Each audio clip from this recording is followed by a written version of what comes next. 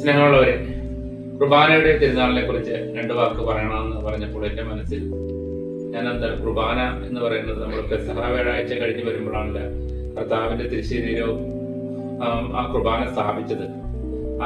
പക്ഷേ കുർബാന സ്ഥാപിച്ച ദിവസം ആണ് പെസഹ വ്യാഴാഴ്ച വരുന്ന ദിവസം. വീണ്ടും കുർബാനയുടെ തിരുനാൾ എന്തുകൊണ്ട് ഇപ്പോൾ നമ്മൾ ആചരിക്കുന്നു എന്ന് എൻ്റെ മനസ്സിൽ ചോദിച്ചിട്ടുണ്ടായിരുന്നു.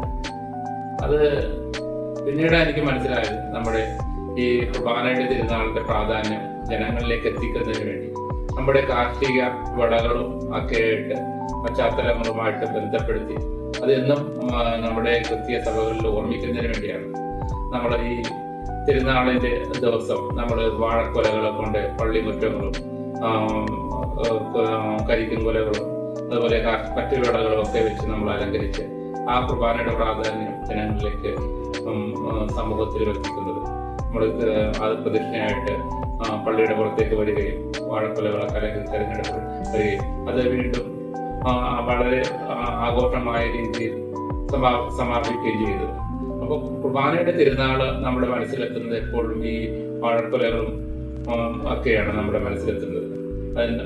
പക്ഷെ എന്നിരുന്നാൽ എൻ്റെ ജീവിതത്തിൽ ഈ കുർബാന ഉണ്ടായത് പ്രാധാന്യം എനിക്ക് വിളിച്ചത് ഞാൻ അവിചാരിതമായിട്ട് രാവിലെ എഴുന്നേൽക്കുമ്പോൾ അവിചാരിതമായിട്ട് കുറെ സമയങ്ങൾ ഇങ്ങനെ സ്പെൻഡ് ചെയ്യുമ്പോൾ എന്നോട് അവിചാരിതമായിട്ടൊരു കൽപ്പണിക്കാരനായ സേവറിയായിട്ട് എന്നോട് വന്നിട്ടുണ്ട്. ഇതിനൊക്കെ എല്ലാ കുറെ സമയങ്ങളല്ല ഇവിടെ വെറുതെ ഇങ്ങനെ ഇരുന്ന് പത്രമൊക്കെ വായിച്ചിങ്ങനെ ഇരുന്ന് സമയം കളയുന്നത്, എനിക്കൊന്ന് കുർബാനക്ക് പോകാൻ പാടില്ലേ എന്ന് ഞങ്ങൾ ചോദിക്കുകയാണ്. അപ്പൊ ഞാൻ സാധാരണ കുർബാനക്ക് ഞായറാഴ്ച ദിവസം മാത്രമേ പോകാറുള്ളൂ.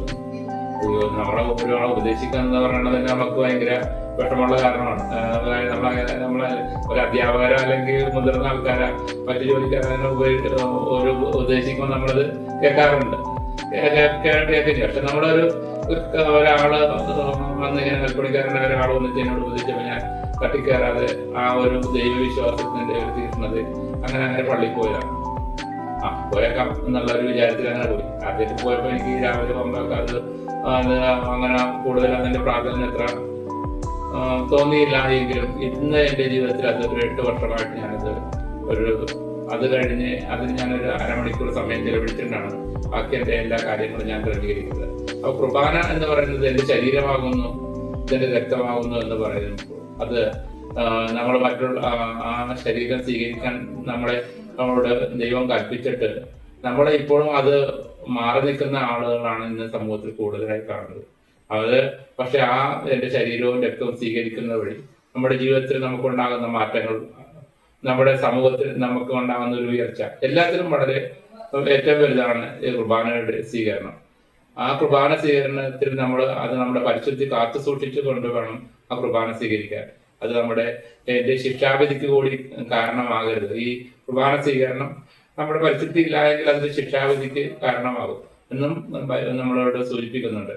അപ്പൊ ആ പരിശുദ്ധി കാത്തു സൂക്ഷിച്ചുകൊണ്ട് കുർബാന ഇതിന്റെ ശരീരവും രക്തവും സ്വീകരിക്കുവാൻ നമ്മളെല്ലാവരും ആ കുർബാനയുടെ പ്രാധാന്യം മനസ്സിലാക്കി മുന്നോട്ട് പോകണമെന്ന് മാത്രം പറഞ്ഞുകൊണ്ട് നിർത്തുന്നു.